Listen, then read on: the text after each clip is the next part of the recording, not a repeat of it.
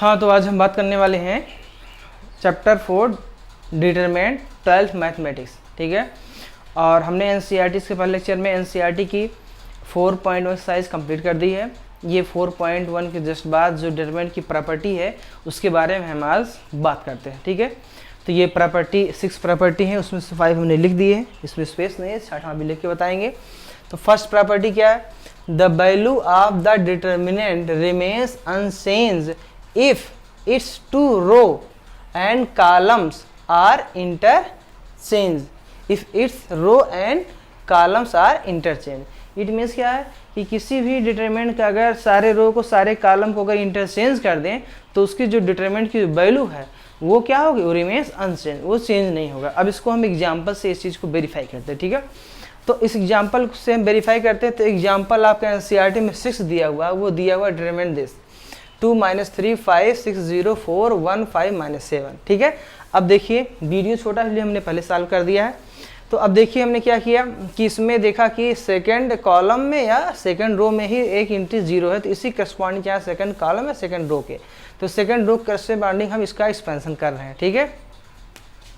तो यहाँ लिख देंगे ऑन एक्सपेंडिंग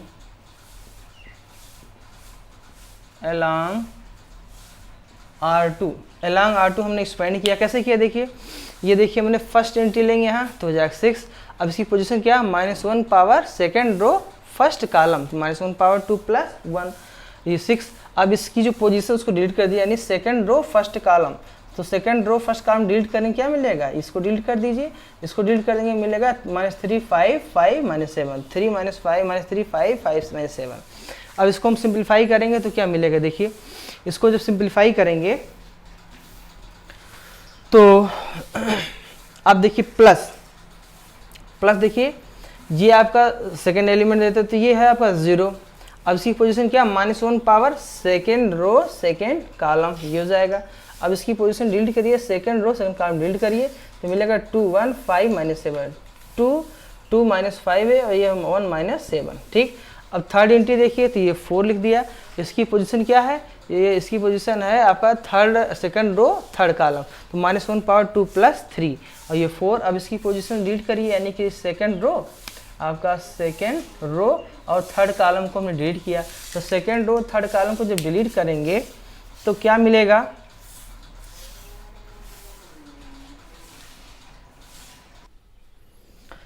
तो देखिए ऑन एक्सपेंडिंग अलॉन्ग R2 ये हुआ, राइट। अब ये -6 हुआ, देखिए ये हो जाएगा -3 × -7 दैट इज +21 और -25 प्लस ये आपका 0 हो जाएगा, ये पूरा सब 0 कर देगा और ये आपका माइनस, देखिए -1 पावर 8 नंबर दैट इज क्या माइनस हो जाएगा -4 और इसको -10 और ये हो जाएगा +3, ठीक है। तो 10 हो जाएगा 13 × 4 -52 हो जाएगा और दिस हो जाएगा 4 -4 और ये -6 यानी हो जाएगा क्या? +24, ठीक है। 6 4 जा 24, तो 24 - 52 दैट इज हो जाएगा 28। अब हमने क्या कहा कि अगर इसके सारे रो को सारे कॉलम इंटरचेंज किए थे तो ऑल रो इसके क्या चेंज कर दिया, यानी फर्स्ट सेकंड थर्ड रो को first second third column interchange कर दिया।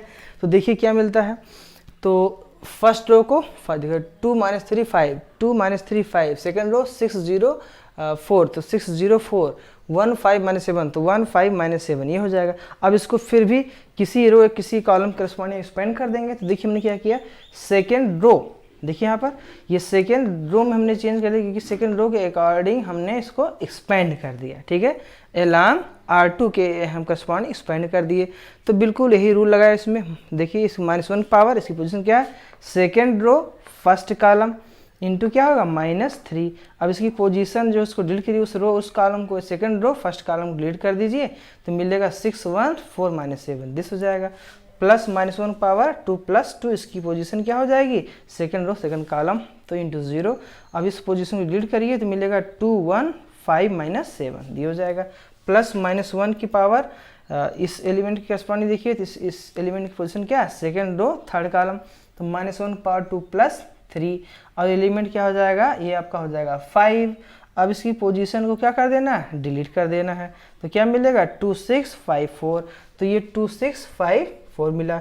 अब इसको सिंप्लीफाई किया तो क्या मिला, दैट इज -28। देखिए इधर भी -28 आया, इधर भी -28 आया, तो हमें मिल रहा है कि जो है डेल्टा और डेल्टा डैश दोनों की वैल्यू क्या है, सेम है। इट मीन्स हम ये कह सकते हैं, we can say that determinant of any matrix equal determinant of A dash. अगर हमने कहा किसी भी डिटरमिनेंट की जो वैल्यू हो वो सेम किसका होगा, उसका अगर ट्रांसपोज कर दें, यानी कि एवरी रो को एवरी कॉलम में हम ट्रांसफॉर्म कर दें तो उसका डिटरमिनेंट क्या होगा, वह भी सेम होगा। ठीक है, तो इस तरह से ये हमारा वेरीफाई हो गया आपका फर्स्ट प्रॉपर्टी। ठीक है, अब सेकंड प्रॉपर्टी हम वेरीफाई करते हैं। ठीक है, उसको भी एक एग्जांपल लेकर के ना। अब देखिए इसमें सेकंड प्रॉपर्टी क्या है, if any 2 rows or columns of determinant are interchange then the sign of determinant changes. यानी वैल्यू जो होगी, जो उसकी न्यूमेरिकल वैल्यू होगी वही होगा, क्या होगा, उसकी जो साइन क्या हो जाएगा, चेंज हो जाएगा। ठीक है, अब देखिए इसको हम एग्जाम्पल एनसीईआरटी में एग्जाम्पल 7 दिया हुआ है, डिटरमिनेंट जो भी इसके पहले जस्ट सिंप्लीफाई किया है, 2 ये हमारा 2 - 3 5 6 0 4 1 5 - 7। ठीक है, ये डिटरमिनेंट के एलिमेंट है। इसको जस्ट अभी सिंप्लीफाई किया, कितनी आई थी वैल्यू, -28। ठीक है, अब ये कह रहा है कि इसमें अगर कोई भी एनी 2 रो आर कॉलम, कोई भी 2 रो आर 2 कॉलम को अगर इंटरचेंज करते हैं तो क्या कहते हैं कि वैल्यू ऑफ डिटरमिनेंट क्या हो जाएगी, माइनस टाइम्स हो जाएगी। जैसे देखिए ये R2 था, ये R3 है, तो R2 को R3 में interchange, this means R2 interchange R3। देखिए R2 इंटरचेंज R3 हमने कर दिया, तो R2 इंटरचेंज R3 कर दिया, इट मीन्स इसको इसकी जगह, इसको इसकी जगह, पूरे रो को चेंज कर दिया। तो ये हो जाएगा, इधर हो जाएगा 1 5 - 7 1 5 - 7, या 604 हो जाएगा ऑन एक्सपेंडिंग एलॉन्ग R1। अब R1 के अलांग हमने एक्सपेंड कर दिया। ठीक है, किसी भी रो कॉलम के अकॉर्डिंग हम एक्सपेंड कर सकते हैं, जिससे सपोज कर लिया, मान लिया कर दिया R1 के अलांग हमने इसको एक्सपेंड कर दिया। तो देखिए अब एक्सपेंड करने के बाद मिलता क्या है, तो 2 -1 की पावर, देखिए यहाँ पर क्या है, -1 की पावर फर्स्ट कॉलम यानी -1 की पावर 2 हो जाएगा प्लस, तो ये +2 दिया। अब इसकी पोजीशन डिलीट करिए तो क्या मिलेगा, इसकी पोजीशन डिलीट करोगे 5 - 7 0 4। ठीक है, ये आपको बहुत बार कर चुके हैं, आप कर ले जाएंगे। माइनस ये हो जाएगा, फिर इसका एलिमेंट लेंगे तो ये आपका है 3। तो अब वैसे देखिए यहाँ प्लस माइनस प्लस अल्टरनेट चलता है ना, वैसे देखिए -1 power first row second column, तो -1 पावर क्या होगा, first row second column -1 power 8, that is minus हो जाएगा, और ये -3 है। फिर इसकी पोजीशन डिलीट करिए, दिस कॉलम और दिस रो, तो 1 6 - 7 4 हो, दिस हो जाएगा, क्लियर। अब प्लस हम देखिए 5 लेंगे, क्योंकि इसकी -1 power first row third column, तो फर्स्ट रो थर्ड कॉलम यानी -1 पावर 4, दैट इज क्या होगा, प्लस हो जाएगा। फिर देखिए +5 हो जाएगा। अब इसकी पोजीशन डिलीट करिए, है ना, तो क्या मिलेगा 1560, इसको सिंप्लीफाई किया तो क्या मिला, दैट इज 28। तो इससे हमें मिला क्या कि देखिए जो हमारा अभी जस्ट इसके पहले क्वेश्चन में सिंप्लीफाई किया था, इसकी पहली प्रॉपर्टी में इसकी वैल्यू आई थी -28, अगर हमने R1 यानी R2 R3 को इंटरचेंज कर दिया तो मिला क्या, देखिए क्या मिला, हमें मिला 28। तो अगर हमने दो कॉलम या 2 रो को, हमने यहाँ 2 रो को इंटरचेंज किया तो यहाँ माइनस हट गया, यानी minus time this, that is plus हो जाएगा। तो ये हमें वेरीफाई करना था, ये हम आसानी से कर दिए। ठीक है, अब प्रॉपर्टी थर्ड देखिए, if any 2 rows or columns of determinant are identical, or या हम ऐसे कह सकते हैं all corresponding elements are same, then the value are determinants is 0। So simple. अब इस प्रॉपर्टी का बहुत ही ज़्यादा यूज होता है, ठीक है, इस प्रॉपर्टी का बहुत ही ज़्यादा यूज होता है। इसको हम एग्जाम्पल से आपको क्लियर करते हैं, राइट। नाउ अब देखिए जो थर्ड प्रॉपर्टी, इसको हमने सिंप्लीफाई, इसको हम वेरीफाई कर रहे हैं विद एग्जाम्पल 8, एनसीईआरटी का एग्जाम्पल 8 ये है कि अगर थर्ड क्या है, if any 2 rows or columns of determinant are identical, that is all corresponding elements are same, then the value of determinant क्या होगा, 0। अब जैसे ये देखा हमने, ये डिटरमिनेंट देखिए 3 2 3 2 2 3 3 2 3, तो फर्स्ट रो के एलिमेंट और थर्ड रो के एलिमेंट ये क्या है, दोनों सेम है। तो यहाँ पर जब सेम है तो देखिए ये प्रॉपर्टी हम आगे विदाउट स्पेंडिंग हम सिंपली डायरेक्ट क्या यूज़ कर लेंगे, ठीक है। यहाँ पर हमें वेरीफाई करना है तो हम करके देखते हैं। तो देखिए आप इसकी पोजीशन देखिए 3 इंटू इस रो और इस कॉलम को रीड करिए, this into this minus this into this, तो 2 3 या 6 और -6, 6 माइनस 6 आपका 0 हो जाएगा और ये फर्स्ट कॉर्नर पर तो ये आपका प्लस ही रहेगा, ठीक। अब यहाँ देखिए R1 के लॉन्ग एक्सपेंड करें तो यहाँ हो जाएगा क्या -2, क्योंकि -1 power first row second column -1 power first row यानी -1 पावर 1 + 2 दैट इज माइनस, या ऐसे प्लस माइनस प्लस तो -2 हो जाएगा। अब देखिए इस पोजीशन रीड करिए दिस और दिस, तो क्या मिला 2 इंटू 3 दैट इज 6 और -9, राइट।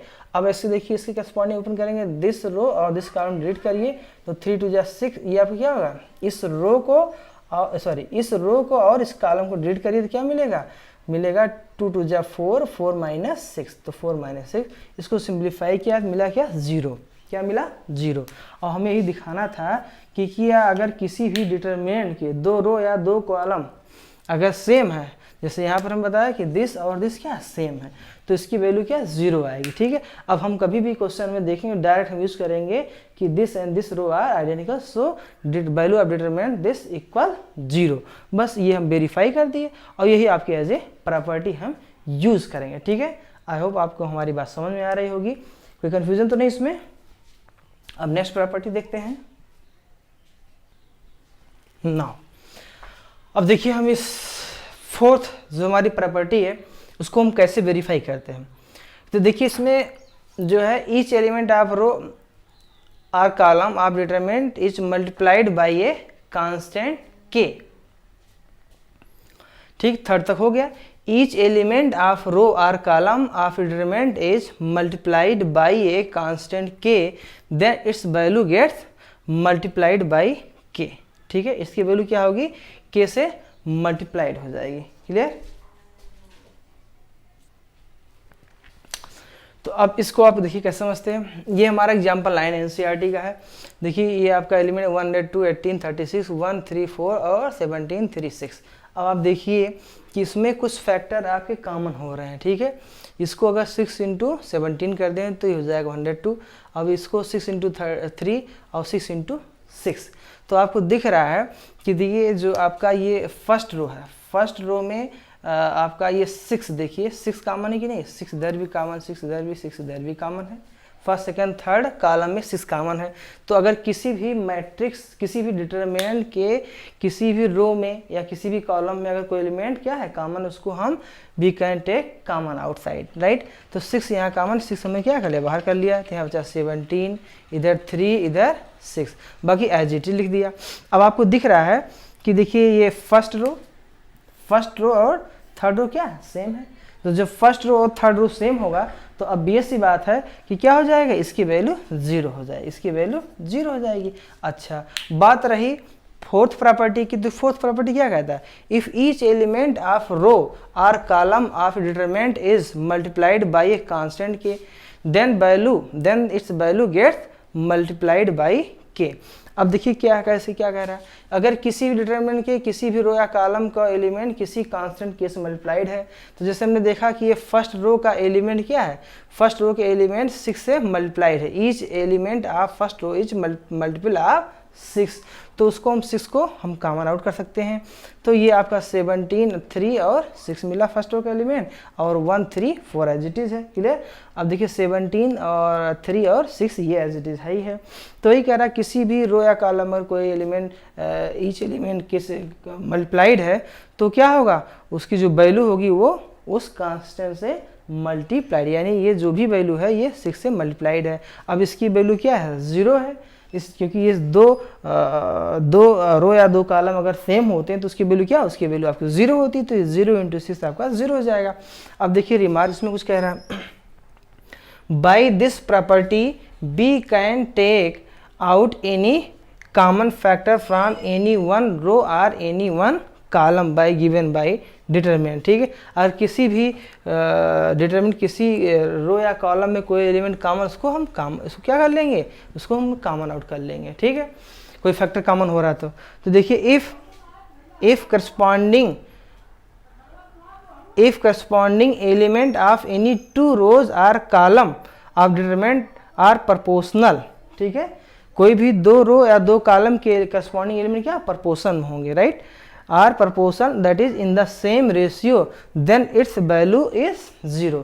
अब जैसे इस चीज़ को हम यहाँ पर किए कि देखिए फर्स्ट रो और थर्ड रो आपके क्या सेम है, अगर यहाँ हम ऑब्जर्व कर लेते कि ये इसका कुछ सेम प्रोपोर्शंस में है, देखिए इसको डिवाइड करो क्या आएगा, इसको डिवाइड करो 6 जाएगा, इसको डिवाइड करो 6 टाइम्स जाएगा, इससे इसको डिवाइड करो 6 टाइम्स जाएगा। इट मीन्स ये फर्स्ट रो मीन्स ये आपका फर्स्ट रो और थर्ड रो ये देखिए क्या है सेम प्रोपोर्शंस में है। अगर करस्पॉन्डिंग एलिमेंट का रेशियो करें तो क्या आ रहा है 6 आ रहा है ना, कि फर्स्ट रो और थर्ड रो के ईच एलिमेंट क्या है उनका अगर रेशियो निकालें तो क्या हो रहा है एक प्रोपोर्शंस आ रहा है, this by this 6, this by this 6, this by this 6।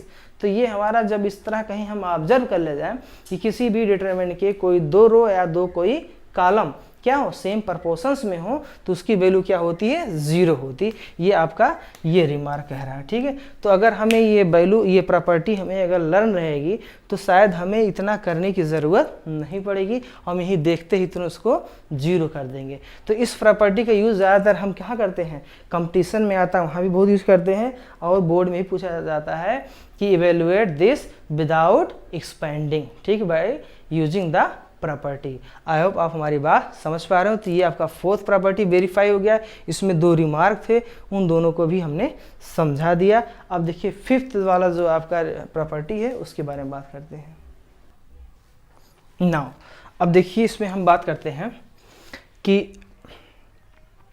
Fifth property की, इफ सम और ऑल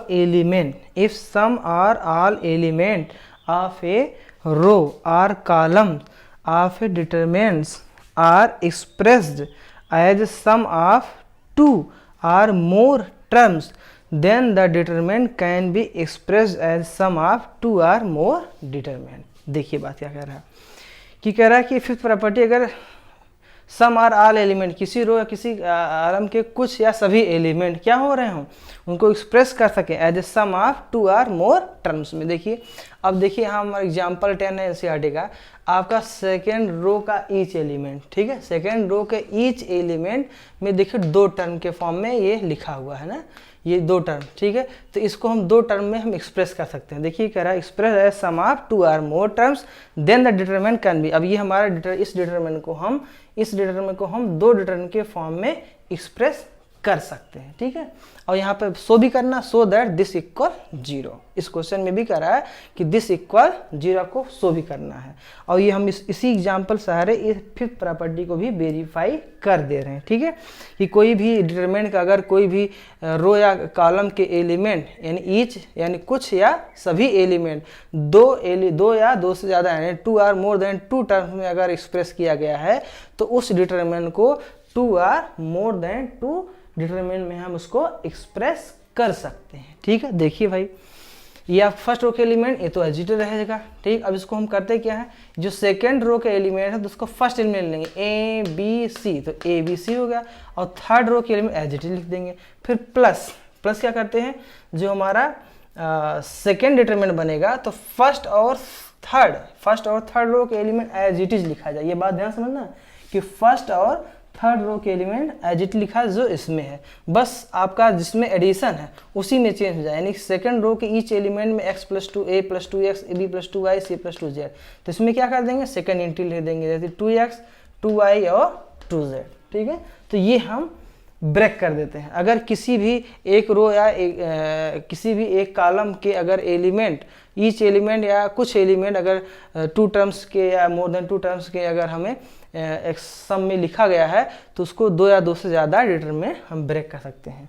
ये तो हुआ सिर्फ अगर एक रो में है, अगर इस तरह इस रो में भी होता तो हम उसको क्या करते हैं, जैसे अभी इस रो में भी होता तो इस रो में भी होता तो यहाँ भी 2 टर्म का सम होता, यहाँ 2 टर्म, यहाँ भी 2 टर्म, यहाँ भी 2 टर्म, तो अभी कितने डिटरमिनेंट बन जाते हैं। फिर इसको भी कितने तरीके से, इसको हम 2 तरीके से ब्रेक करते हैं। भाई यहाँ टर्म लिखा होता this plus this plus this plus this, तो इसको हम 2 तरीके से ब्रेक, इसमें हम इस डिटरमिनेंट को हम 2 पार्ट में ब्रेक, एक डिटरमिनेंट ये बनता और एक डिटरमिनेंट ये बनता। फिर देखिए यहाँ भी आपका प्लस कुछ लिखा होता है, यहाँ भी प्लस कुछ लिखा होता है, ऐसे यहाँ भी कुछ एलिमेंट लिखा होता है, ठीक, यहाँ भी कुछ एलिमेंट, यहाँ भी कुछ एलिमेंट लिखा होता है, तो इसको भी हम टू टर्म्स में ब्रेक करते, एक डिटरमिनेंट ये होता प्लस ये डिटरमिनेंट हो जाता। तो आप बात समझिएगा कि ये 3/3 यानी 3 ऑर्डर का डिटरमिनेंट था। अगर इसके 2 रो या 2 कॉलम दो एलिमेंट के फॉर्म में एक्सप्रेस किया गया है तो उस पूरे डिटरमिनेंट को हम कितने डिटरमिनेंट में ब्रेक कर सकते थे, 1 2 3 4, यानी 4 डिटरमिनेंट हम इसको ब्रेक कर सकते थे। ठीक है, ये बात समझ में आई? आई होप हमारी बात आपको समझ में आ रही होगी। ठीक है, ऐसे अगर इसमें भी होता तो फिर इसमें 2 पार्ट करते, फिर क्या करते, इसमें भी 2 पार्ट करते, फिर इसमें भी 2 पार्ट करते, इसमें भी 2 डिटरमिनेंट, इसमें भी 2 डिटरमिनेंट, इस तरह से एक चेन टाइप का बन जाता है। ठीक है, तो फिलहाल इस तरह से नहीं आएगा, लेकिन आप ये ध्यान रखिए किसी भी रो या किसी भी कॉलम के कुछ या सभी एलिमेंट अगर सम के फॉर्म में लिखा हुआ है तो वो 2 या मोर देन 2 टर्म्स लिखा हुआ है तो इस पूरे डिटरमिनेंट को 2 और मोर देन 2 डिटरमिनेंट में हम एक्सप्रेस कर सकते हैं। ये हमारी 5th प्रॉपर्टी थी। ठीक है, अब हमको ये शो करना था क्या इसकी वैल्यू 0 होगी।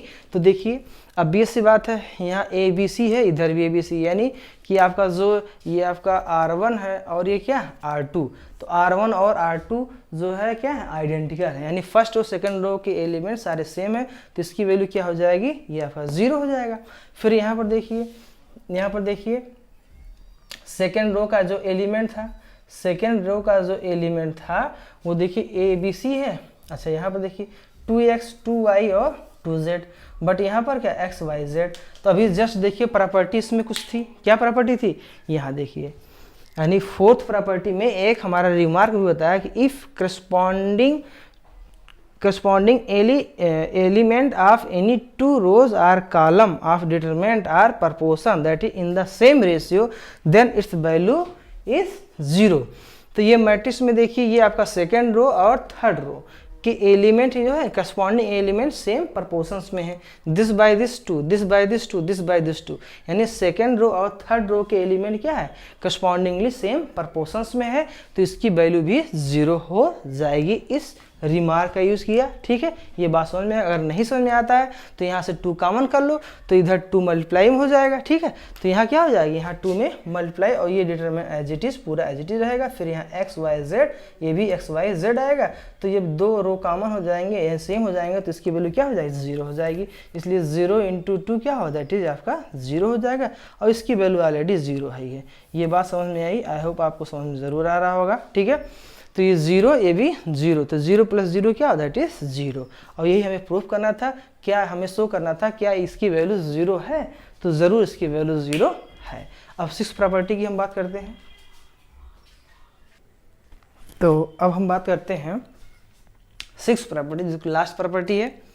देखिए 6th प्रॉपर्टी क्या है कि if two each element of any 2 रो और कॉलम ऑफ डिटरमिनेंट, ठीक है, the equal multiple of the corresponding element of other row or column are added then the value of determinants remains same, that is the value of determinant remains same, we apply the operation like this। ठीक है, तो ये कह रहे हैं किसी भी रो या कॉलम में, किसी जैसे आप दिया है दैट इज किसी भी रो या कॉलम में क्या करिए कि दूसरे रो या कॉलम में कोई भी नंबर से मल्टीप्लाई करके उसमें ऐड या सब्ट्रैक्ट करें। ठीक है, किसी रो में या कॉलम, देखिए CI था, CI में क्या कर दिया, किसी दूसरे कॉलम में k से मल्टीप्लाई करके इसमें ऐड कर दिया तो जो वैल्यू हमें जो दूसरा डिटरमिनेंट प्राप्त होगा उस डिटरमिनेंट की वैल्यू और हमारा ओरिजिनल डिटरमिनेंट की वैल्यू में कोई चेंजेस नहीं आएगा। ये बात समझ में आया, अभी नहीं समझ में आया होगा। देखिए हम एग्जाम्पल से बताते हैं कि सपोज कि इसको वेरीफाई करते हैं, ये आपका डिटरमिनेंट है, ये क्या A1 A2 A3 B1 B2 B3 C1 C2 C3 ये हमारा डिटरमिनेंट है। अब डेल्टा 1 हमारा दूसरा डिटरमिनेंट है जो इसी से ऑब्टेन्ड हो रहा है। कैसे ऑब्टेन्ड हो रहा है, यहाँ पर delta 1 is obtained by R1 arrow R1 plus के R3। R1 एरो मीन्स इस फर्स्ट रो में ऑपरेशन किया जा रहा है। फर्स्ट रो में क्या ऑपरेशन किया जा रहा है कि थर्ड रो में k से मल्टीप्लाई करके फर्स्ट रो में ऐड कर रहे हैं। देखिए ये आपका R1 एरो मीन्स R1 में अप्लाई कर रहे हैं कौन सा ऑपरेशन कि थर्ड रो में k से यानी कुछ मल्टीपल k से हम इसको मल्टीप्लाई करके करस्पॉन्डिंगली इसमें ऐड कर रहे हैं ईच एलिमेंट, इसमें k से मल्टीप्लाई इसमें ऐड, k से मल्टीप्लाई किस पूरे में वो करस्पॉन्डिंग एलिमेंट में किसके R1 में ऐड कर दे रहे हैं। तो क्या मिल जाएगा A1 + KC1। देखिए A2 प्लस KC2, फिर क्या है A3 प्लस KC3, देखिए ये हो गया। बाकी हमारे सेकेंड रो और third row as it is रहेगा, ठीक है। तो डेल्टा 1 कैसे अपटेंड हुआ, इस ऑपरेशन से, दैट इज कि जो है R3 में K से मल्टीप्लाई R1 में ऐड कर देंगे। तो जो डेल्टा 1 है और डेल्टा में कोई भी चेंजेस नहीं, उसकी वैल्यू में कोई चेंजेस नहीं आएगा। कैसे नहीं आएगा वो देखिए। डेल्टा 1 को देखो हम वेरीफाई करते हैं, डेल्टा 1 आपका ये है, ठीक है। तो प्रॉपर्टी 5 क्या कहती थी कि अगर किसी भी डिटरमिनेंट में किसी भी रो के कुछ या सारे एलिमेंट अगर 2 या मोर देन 2 टर्म्स में हम सम में लिखा हुआ है तो उस डिटरमिनेंट को 2 आर मोर देन 2 डिटरमिनेंट में ब्रेक कर सकते हैं। यहाँ 2 टर्म्स का सम है, इसको हम 2 डिटरमिनेंट ब्रेक करेंगे। जैसे यहाँ पर देखिए ये आपका हो जाएगा, पहला डिटरमिनेंट है A1 A2 A3 B1 B2 B3 C1 C2, ये तो एजिट हो जाएगा। प्लस दूसरा डिटरमिनेंट क्या होगा, जो ये हमने सम किया है, ठीक है। तो ये हो जाएगा फर्स्ट रो के एलिमेंट है KC1 KC2 KC3, बाकी सेकंड और third row as it is रहेगा, ठीक है। अब ये तो एज इट इज डेल्टा ही है, और यहाँ पर देखिए KC1 KC2 KC3, ये क्या है C1 C2 C3, ठीक है। यहाँ पर फिफ्थ प्रॉपर्टी, इसको ब्रेक किया बाय फिफ्थ प्रॉपर्टी, तो फिफ्थ प्रॉपर्टी से हमने इसको ब्रेक किया, ये हो जाएगा।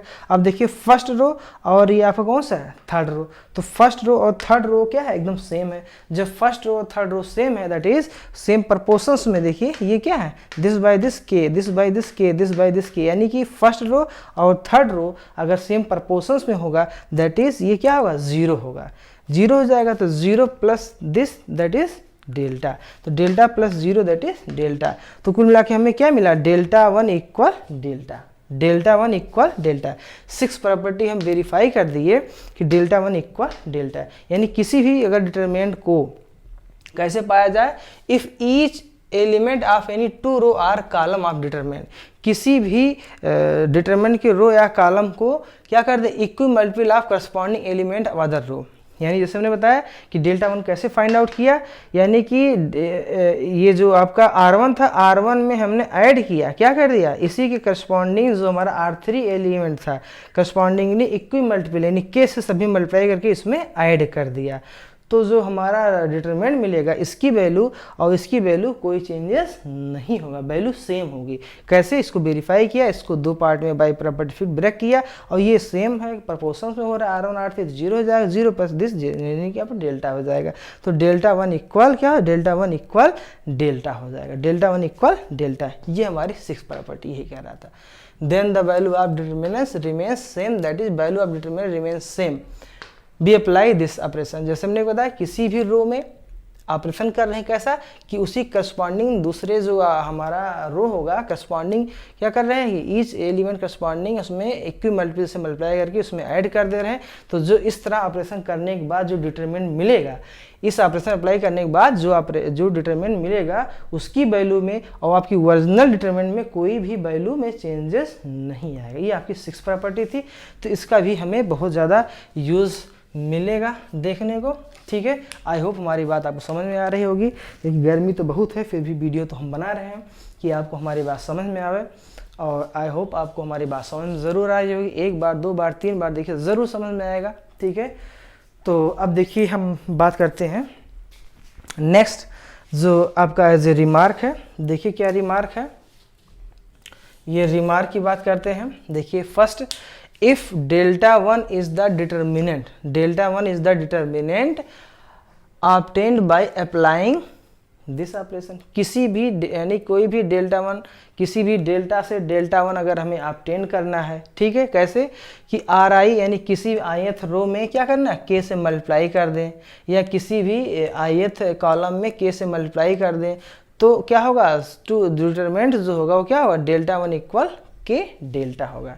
भाई जब किसी भी डिटरमिनेंट को हम फाइंड आउट करने के लिए उसकी किसी भी रो में या कॉलम में किसी मल्टीपल से मल्टीप्लाई कर देंगे, तो जो हमारा नया डिटरमिनेंट डेल्टा 1 मिलेगा वो क्या हो जाएगा, ओरिजिनल डिटरमिनेंट का के टाइम्स हो जाएगा।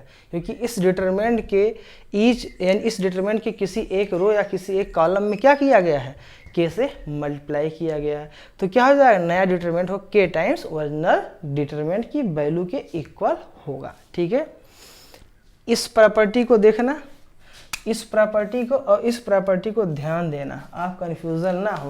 जब मल्टीप्लाई करके किसी रो में ऐड कर देते हैं, किसी भी रो के करस्पॉन्डिंग दूसरे रो में एक कोई मल्टीप्लाई का ऐड कर देते हैं तो जो ये ऑपरेशन करने के बाद जो हमारा डिटरमिनेंट मिलता है उसकी वैल्यू में ओरिजिनल डिटरमिनेंट जो डेल्टा था कोई चेंजेस नहीं आता। लेकिन जब ऐड नहीं करते हैं, सिर्फ मल्टीप्लाई करके छोड़ देते हैं, तो अब बेस बात है जो हमारा नया डिटरमिनेंट डेल्टा 1 होगा वो ओरिजिनल डिटरमिनेंट के k टाइम्स हो जाएगी। ये बात आप समझे रहिएगा, इसमें आपको अंतर दिख रहा होगा। जब ऐड करेंगे कोई चेंज नहीं होगा, जब खाली मल्टीप्लाई करके छोड़ देंगे तो k टाइम्स आपका ओरिजिनल डिटरमिनेंट के वैल्यू के इक्वल हो जाएगा। ठीक, अच्छा सेकंड देखिए, ये बहुत इंपॉर्टेंट, ये लोगों को समझने कभी कभी क्या होता है जब आप इनवर्स वगैरह निकालोगे, ठीक है, तो वहाँ पर आप जो है गलती ये कर जाते हैं। ठीक, इसलिए इस चीज़ को हमने बहुत ही फोर्सफुली इसको लिखा है और इसको समझाने की हम कोशिश करेंगे, आपको ज़रूर समझ में आएगा। ठीक है, तो देखिए if more than one operation like RI plus K RJ, right, is done in one step. Okay, in one step, care should be taken to see that a row is affected in one operation should not be used in another operation. ठीक है, यानी किसी step में, ये बात समझ, किसी step में अगर कोई रो अफेक्ट हो रहा है ऑपरेशन करने के बाद तो उस रो का यूज किसी दूसरे उसी स्टेप में दूसरे ऑपरेशन में उसका यूज नहीं करेंगे। अभी ये बात आपको समझ नहीं आई होगी। अब हम अभी बात बताते हैं चीज़, जैसे देखिए एग्जाम्पल 11 हम आपको बात बता दे रहे हैं। एग्जाम्पल 11 में दिखाना है कि दिस इक्वल a का क्यूब। ठीक है, तो अभी देखिए हमें ये दिख रहा है कि ये थोड़ा सा आपको दिख रहा है कि कई टर्म का सम लिखा हुआ है ना, यानी इस रो में कुछ टर्म के सम लिखे हुए हैं। तो उसको क्या करेंगे हम 1 बाई 1 जीरो कहीं ना कहीं बनाने की कोशिश करेंगे। ठीक है, जैसे फर्स्ट रो देखिए, तो फर्स्ट रो में यहाँ a, यहाँ पर 2, यहाँ पर 3 है। तो इसमें क्या कर दें, अगर हमने क्या किया इसमें देखिए R2 माइनस 2 R1, यानी सेकंड रो में क्या कर दिया, इसमें 2 से मल्टीप्लाई कर दिया। क्या कर दिया, अगर हम इसमें 2 से मल्टीप्लाई कर दें और इसमें सब्ट्रैक्ट कर दें तो क्या मिल जाएगी, आपका 0 हो जाएगा। बात समझ में आई। तो ये लिखा ऑपरेशन कि R2 माइनस R2 एरो का मतलब है R2 में ऑपरेशन कर रहे हैं, क्या कर रहे हैं, R2 माइनस 2 R1, यानी इसमें 2 से मल्टीप्लाई करके इसमें सब्ट्रैक्ट कर दे रहे हैं। ठीक, ये तो पहला हो गया। अब दूसरा देखिए कि दूसरा प्रश्न क्या, R3 में 3 है, हाँ ये, यानी इसमें 3 से मल्टीप्लाई इसमें सब्ट्रैक्ट करें तो ये भी क्या हो जाएगा, 0 हो जाएगा। ठीक, ऐसा क्यों करें, किसी भी रो या कॉलम में अगर मोर देन यानी मैक्सिमम एंट्री 0 कर लेंगे तो सिंप्लीफाई करने में हमें इजी हो जाएगा, जो कि इजीली हम जो लाना चाहते हैं वो आ जाएगा। ठीक है, तो इसमें क्या किया, 3 से मल्टीप्लाई करके और इसमें सब्ट्रैक्ट कर देंगे। तो 3 से मल्टीप्लाई इसमें सब्ट्रैक्ट कर देंगे तो क्या मिल जाएगा, देखिए ये हो जाएगा R3 एरो में R3 में ऑपरेशन क्या करें, R3 माइनस 3 R1। ठीक है, तो देखिए ये आपका फर्स्ट रो में कोई ऑपरेशन नहीं हो रहा तो यहाँ पर एज इट इज रहेगा। सेकंड रो में क्या करें, R2 माइनस 2 R, इसमें 2 से मल्टीप्लाई सब्ट्रैक्ट कर दो 2a माइनस 2a यहाँ पर 0 हो जाएगा। इसमें 2 से मल्टीप्लाई सब्ट्रैक्ट करेंगे तो 3a माइनस 2a, यानी 3a माइनस 2a करोगे तो क्या a हो जाएगा, यहाँ 2 से मल्टीप्लाई करके सब्ट्रैक्ट करो तो ये 0 हो जाएगा। 3a माइनस 2a a हो जाएगा, 2b माइनस 2b 0, तो ये हो जाएगा a फाइनली। यहाँ से देखिए इसमें क्या करना है, 2 से मल्टीप्लाई करके इसमें सब्ट्रैक्ट कर देना, तो ये 4a माइनस 2a हो जाएगा 2a, और यहाँ पे हो जाएगा 2b सब्ट्रैक्ट करो 3b माइनस 2b यानी b हो जाएगा। ये 2c कैंसिल हो जाएगा तो क्या मिल जाएगा, 2a प्लस b। ठीक है, अब इसमें देखिए 3 से मल्टीप्लाई सब्ट्रैक्ट कर दिए, 3a माइनस 3 क्या 0 हो जाएगा। इसमें 3 से मल्टीप्लाई करो तो हो जाएगा 6a माइनस 3a हो जाएगा 3a, जो कि ये लिखा है। अब ये 3b माइनस 3b क्या 0 हो जाएगा, तो यहाँ 0 लिखने का कोई मतलब नहीं है। तो यहाँ देखिए 3 से इसमें मल्टीप्लाई करो 3a, तो 10a माइनस 3a क्या हो जाएगा, दैट इज 7 हो जाएगा। यहाँ देखिए आपका 3b, तो 3b 6b माइनस 3b क्या हो, दैट इज 3b हो जाएगा, और ये 3c माइनस 3c आपका 0 हो जाएगा। ठीक, आई होप आपको ये बात समझ में आई। ऐसा हमने क्यों किया, ऐसा हमने इसलिए किया कि हमें दिख रहा था अगर फर्स्ट कॉलम में मैक्सिमम एंट्री क्या 0 बना दे, तो 2 एंट्री 0 कर दिया, और 2 एंट्री 0 करने के बाद हम चाहे तो फर्स्ट यानी अलॉन्ग C1 के करस्पॉन्डिंग अभी स्पेंड कर दें, अदरवाइज क्या कर दिया, यहाँ पर एक ऑपरेशन और कर दिया। ठीक, अब R3 देखिए, अब R3 में आपको दिख रहा है ये क्या, R3 में आपका ये क्या 3a, R3 में 3a है। ठीक, R3 में आपका 3 और कोई ऑपरेशन हम कर सकते हैं, बिल्कुल कर सकते हैं, क्योंकि यहाँ पर a है तो 3 से मल्टीप्लाई करके अगर इसमें सब्ट्रैक्ट कर दें तो क्या हो जाएगा, 3 से मल्टीप्लाई करके अगर इसमें इससे सब्ट्रैक्ट कर दें ये आपका 0 हो जाएगा। एक ऑपरेशन और कर दिया, क्योंकि कैलकुलेशन जितने ही हम 0 बना देंगे किसी रो या कॉलम में या पूरी डिटरमिनेंट जितने मैक्सिमम 0 बना देंगे उतने हमें कैलकुलेशन में ईजी हो जाएगा। ठीक है, तो इसमें 3 से मल्टीप्लाई, देखो ऑपरेशन किया R3 एरो में R3 में ऑपरेशन कर रहे हैं, क्या कर रहे हैं कि 3 से इसमें R2 में मल्टीप्लाई करें, इसमें सब्ट्रैक्ट कर देंगे। तो इस 0 में से कुछ भी मल्टीप्लाई करोगे और 0 में कोई मल्टीप्लाई करके सब्ट्रैक्ट करोगे तो वही रहेगा, 0 रहेगा। तो 3a माइनस 3a क्या हुआ, इसको 3a इसमें सब्ट्रैक्ट कर दोगे तो 0 हो जाएगा, ठीक है।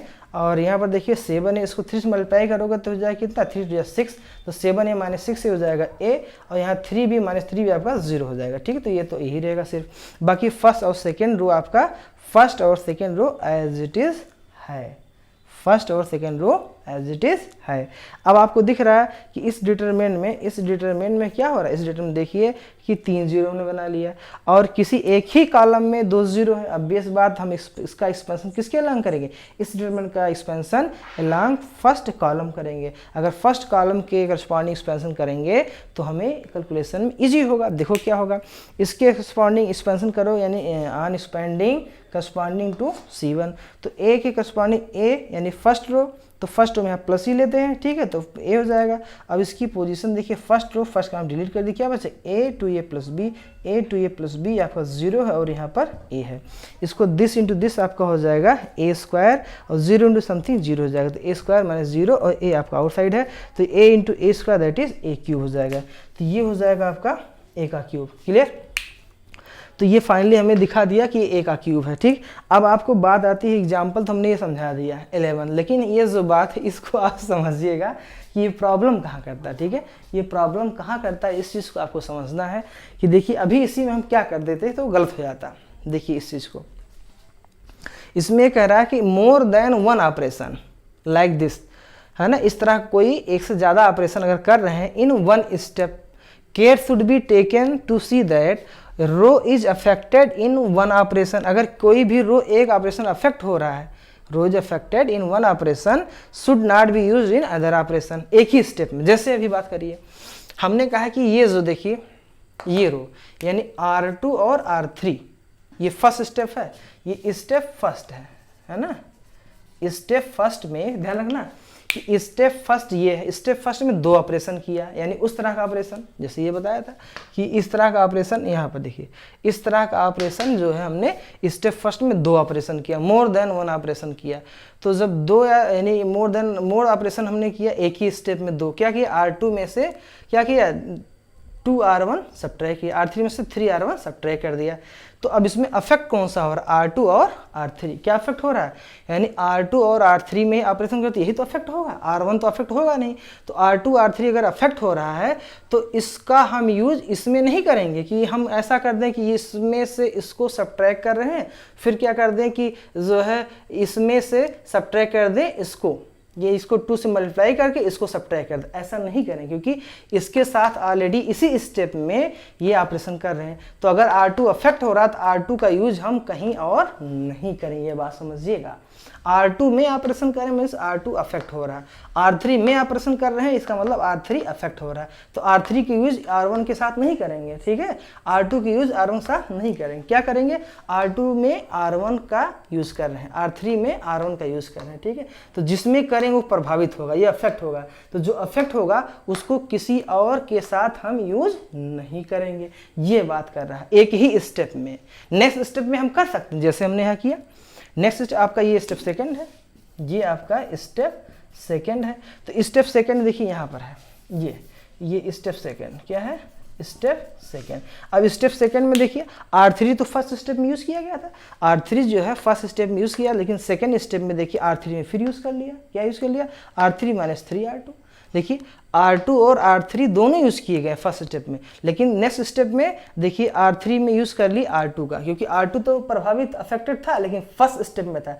सेकंड स्टेप में R2 कोई भी अफेक्ट नहीं हो रहा, कोई भी एलिमेंट R2 में ऑपरेशन ही नहीं हो रहा, सिर्फ किस में हो रहा, R3 में हो रहा। तो एक ही स्टेप में मोर देन अगर ऑपरेशन करना हो, मोर ऑपरेशन करना हो तो ये ध्यान रखना जो अफेक्ट हो रहा हो उसको हम किसी और में यूज नहीं करेंगे। जैसे यहाँ पर R2 और R3 यहाँ पर अफेक्ट हो रहा है, लेकिन इस ऑपरेशन में R2 R3 की यूज हम नहीं कर रहे हैं, इसके अलावा कि इसका यूज हम R1 के साथ कर दें। हम नेक्स्ट स्टेप में R2 का R3 का यूज के साथ कर लिए, R3 में R2 का यूज कर ले नेक्स्ट स्टेप में, सेम स्टेप में नहीं करेंगे, ये ध्यान रखना। ये नहीं कि ये इसका इसमें यूज़ कर रहे हैं इसका और इसमें यूज़ कर रहे हैं इसका, तो इन दोनों को सब्ट्रैक्ट कर लें, आपस में ऐड कर लें, ऐसा नहीं करेंगे कि ये तो अफेक्ट हो रहा है, ऐसा नहीं इन दोनों को आपस में यहाँ कुछ ऐड या प्लस कर दें, R2 और R3 में कोई ऑपरेशन करेंगे नहीं। R2 R3 अगर हो रहा है तो उसका हम यूज़ नहीं करेंगे सेम स्टेप में, नेक्स्ट स्टेप में कर सकते हैं। इस बात को हमने बहुत फोर्सली कहा है, तो इस चीज़ को आप ध्यान रखिएगा कि ये कन्फ्यूजन करता है, बच्चे यही गलती करते हैं कि जो है एक जिस रो में जो भी अफेक्ट हो रहा है उसको उसी के साथ फिर किसी और के साथ यूज़ कर लेते हैं, फिर वो एरर रहने लगता है। इसलिए इस रिमार्क को आप ध्यान रखिएगा। आई होप हमारी बात आपको समझ में आई होगी। अगर फिर भी नहीं आया है तो इस वीडियो को 1-2 बार करिएगा, और इस रिमार्क का आप जब कहीं गलती करेंगे तब आप इस चीज़ को समझिएगा कि हाँ हमने क्या बताया था। तो आई होप हमारी बात आपको ज़रूर समझ में आ रही होगी, ठीक है। तो इस वीडियो को लाइक शेयर एंड सब्सक्राइब ज़रूर कर दीजिए, और बेल आइकन को प्रेस करें ताकि आपको जो भी हम वीडियो अपलोड करें टाइम टू टाइम नोटिफिकेशन आपको मिलती रहे। Okay, thank you for watching my video, thank you. और नेक्स्ट हम जो अपलोड करेंगे इसके बाद एक्सरसाइज के क्वेश्चंस।